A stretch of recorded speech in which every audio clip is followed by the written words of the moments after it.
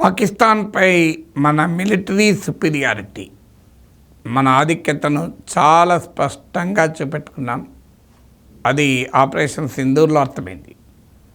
కానీ వాస్తవానికి పాకిస్తాన్కు ఇండియాకు మధ్య ఉద్రిక్తతలు పెరిగితే రెండు దేశాలు నష్టపోతాయి, కాదనవరన్నారు. రెండు దేశాల మధ్య ట్రేడ్ ఆగిపోయినా ఏదైనా. కానీ మన దేశంతో పోలిస్తే పాకిస్తాన్ చాలా ఎక్కువ ఇబ్బందులు పడుతుంది. ఎందుకంటే పాకిస్తాన్ ఎకానమీ చాలా చిన్నది మన ఎకానమీతో పోలిస్తే. అందువల్ల ఈ వీడియోలో మీకు పాకిస్తాన్ ఎకానమీ, భారతదేశ ఎకానమీల మధ్య ఒక ఆసక్తికరమైన కంపారిజన్ను చెప్పదలుచుకున్నాను. మన ఎకానమీ, ఈ Indian economy was less than 4-5 times that of the Pakistan economy the beginning of the 21st century. అంటే 21వ శతాబ్దం ప్రారంభంలో పాకిస్తాన్ ఎకానమీ ఆర్థిక వ్యవస్థతో పోలిస్తే సుమారు 5 రెట్లు భారతదేశ ఆర్థిక వ్యవస్థ పెద్దది.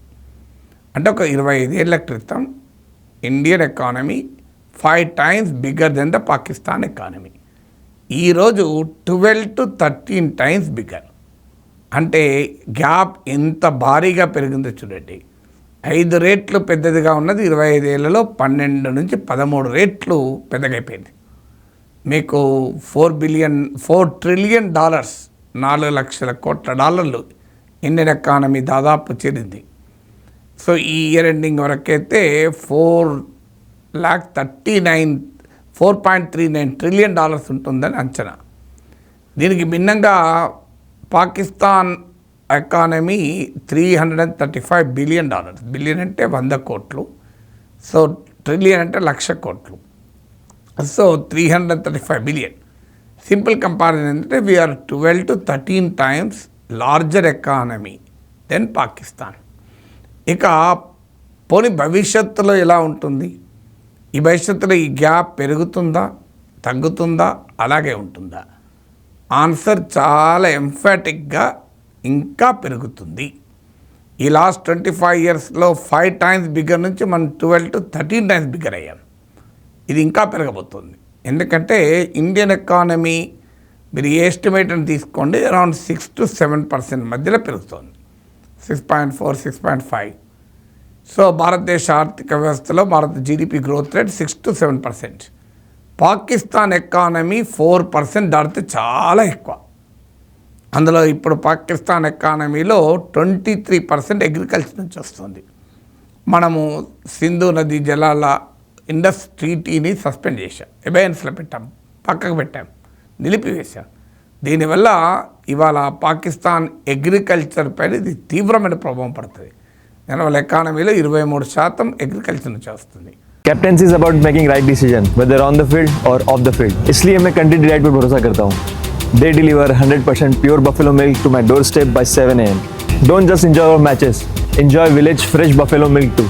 Download the Country Delight app. మనం ట్రేడ్ ఆపేశాం. ఇవన్నీ చూస్తే ఇంకా పాక్ ఎకానమీ 4% పెరగడం కూడా చాలా కష్టం. మళ్ళీ వాడు డిఫెన్స్ ఎక్స్పెండిచర్ పెంచుకుంటున్నాడు, 18% ఈ ఇయర్ పెంచుతున్నాడు. సో అందువల్ల ఎకానమీలో గ్రోత్ రావటానికి స్కోపే లేదు, 4% దాటదు.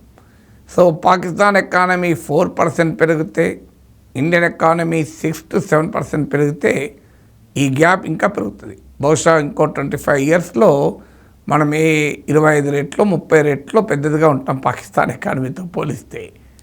మీకు ఇంకా ఆశ్చర్యం చెప్తాను. ఒడిస్సా స్టేట్ మనం చాలా వెనుకబడిన స్టేట్గా భావిస్తాం. ఒరిస్సా ఎకానమీ కూడా పాకిస్తాన్ ఎకానమీ కన్నా పెద్దది, సిగ్నిఫికెంట్గా పెద్దది. ఇక నేను మహారాష్ట్రతో పోల్చడం లేదు. So Pakistan per capital income $1,600. India's per capital income తలసరి ఆదాయం దాదాపు $3,000 చేరుకుంటుంది.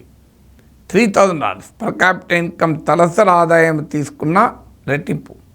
ఎందుకు ఈ మాట చెప్తున్నంటే జీడిపి అన్నిటితోనే ఒక ప్రశ్న వస్తుంది. పాకిస్తాన్ చిన్న దేశం కదా, మన చాలా పెద్ద దేశం కదా, భౌగోళికంగా చూసినా జనాభా రీత్యా చూసినా మనం ఎలా కంపేర్ చేస్తాం పాకిస్తాన్తో అని. అందుకే నేను చెప్తున్నాను తలసరి ఆదాయం అంటున్నాను, పాపులేషన్తో సంబంధం లేదు. తలసరి ఆదాయం అంటే జీడిపి బై పాపులేషన్. తలసరి ఆదాయం చూసుకున్న దాదాపు రెట్టింపు ఉంది పాకిస్తాన్ కన్నా. $1,600 నుంచి $3,000 ఉంది. వాస్తవంగా జీడిపి ఎందుకు ముఖ్యమో అంటే ఒక దేశం మరో దేశంతో యుద్ధం చేయాలనుకుంటే తలసరి ఆదాయాలు కాదు ముఖ్యం ఎకానమీ స్ట్రెంగ్త్ సైజు జీడిపి ముఖ్యమవుతుంది. ఎందుకంటే పాకిస్తాన్ దగ్గర డబ్బులు ఉండాలి కదా మనతో కొట్లాడాలంటే. సో అందువల్ల భారతదేశం ఎకానమీ పాకిస్తాన్ ఎకానమీ కంపారిజన్కు IMF bailout example. 24th bailout ఇది. ప్రపంచంలో ఏ దేశము 24 సార్లు IMF దగ్గరికి పోలే. అంటే అంత ఘోరంగా పాకిస్తాన్ ఎకానమీ ఉంది అన్నదానికి మనకు ఒక ఉదాహరణ.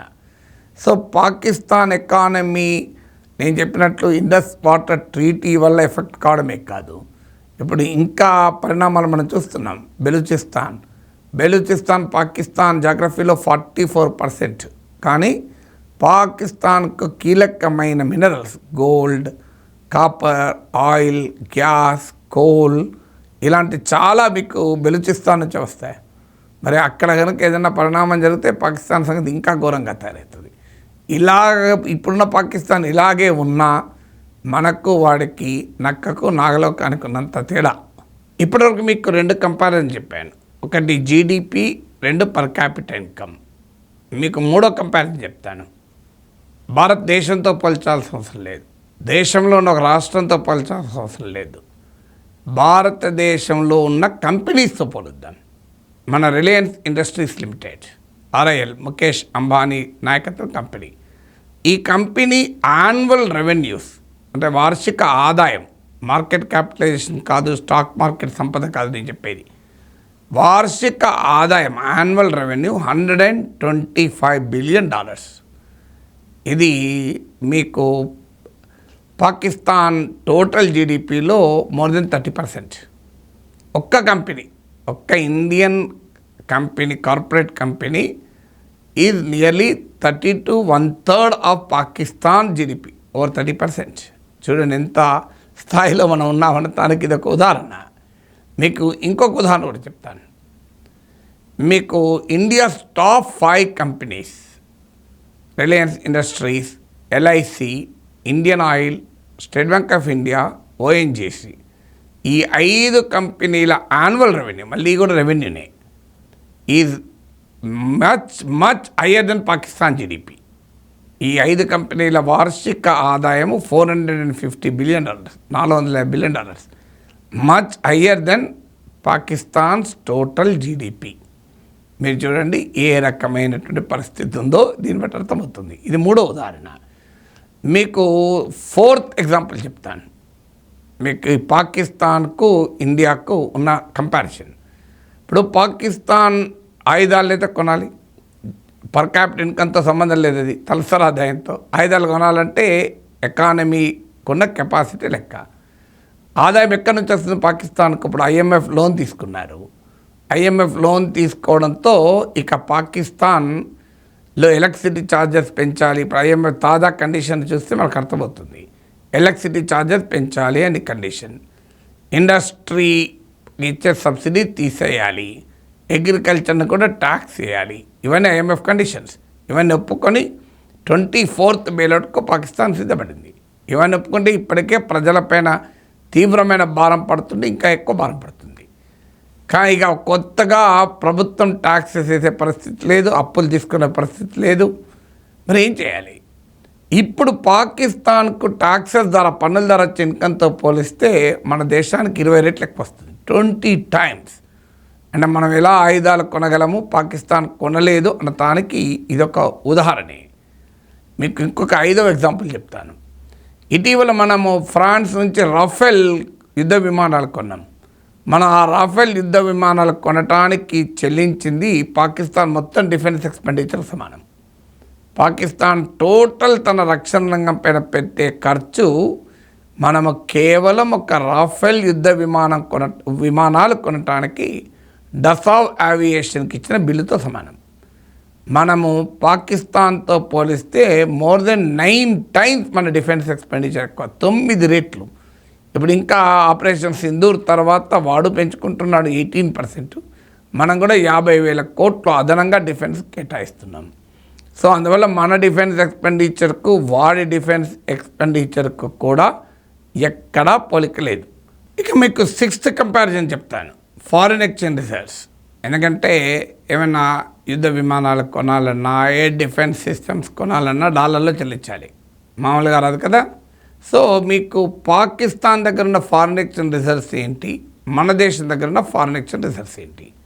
పాకిస్తాన్ దగ్గర $10 బిలియన్ ఉంది. అంటే ఆ దేశానికి కావాల్సిన ఇంపోర్ట్స్కు ఒక 2 నెలలు ఫైనాన్స్ చేయగలుగుతుంది. అంటే పాకిస్తాన్ 2 months ఇంపోర్ట్ బిల్లుకు సమానమైన $10 బిలియన్ ఉంది. ఇందుకు భిన్నంగా భారతదేశం వద్ద $700 బిలియన్ ఉన్నాయి, $700 బిలియన్. అంటే మన దగ్గర $1,000 కోట్ల ఉంటే మన దగ్గర $70,000 కోట్ల ఉన్నాయి. మీకు 700 బిలియన్ అంటే 70,000 crores ఉన్నాయి. చూడండి ఏ స్థాయిలో మనకు వాడికి తేడా ఉందంటానికి ఇది ఒక ఉదాహరణ. మన foreign exchange reserves Pakistan foreign exchange రిజర్వ్స్తో పోలిస్తే 70 times ఎక్కువ. వాడి $10 బిలియన్ అంటే మనకు $700 బిలియన్. అయితే మన దానికి తగ్గట్టు మనకి ఇంపోర్ట్ అవసరాలు కూడా ఎక్కువ ఉంటాయి. పెద్ద కంట్రీ కదా, పెద్ద ఎకానమీ కదా. ఆ కంపారిజన్ కూడా ఇస్తాను. పాకిస్తాన్ ఇంపోర్ట్ బిల్లు 2 నెలలు ఇంపోర్ట్ బిల్లు సరిపోయే ఫారిన్ ఎక్స్చేంజ్ రిజర్వ్స్ వాడి దగ్గర ఉంటే మన దగ్గర 10 to 12 months సరిపోయేంత ఇంపోర్ట్ బిల్లుకు సరిపోయేంత డాలర్లు ఉన్నాయి. అంటే కంపారిటివ్లీ మన foreign exchange reserves position is 5 to 6 times that of Pakistan.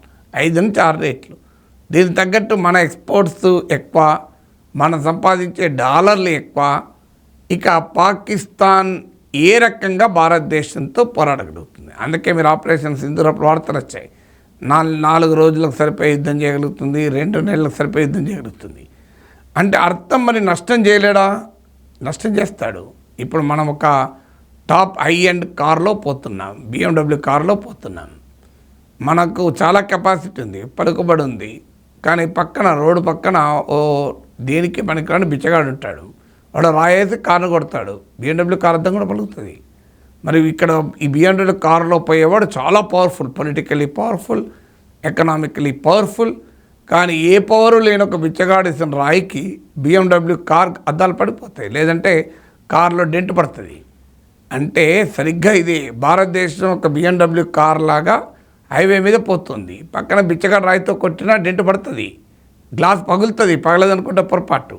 ఆ డెంట్ కూడా పడకుండా ఉండేందుకు, గ్లాస్ కూడా పగలకుండా ఉండేందుకు ఏం చేయాలనే ఆలోచన తప్ప వాడు మన BMW కార్ ఆపుతాడని కాదు, వాడు హైవే ఎక్కగలుగుతాడని కూడా కాదు. వాడు హైవే దగ్గర కూడా రాడు.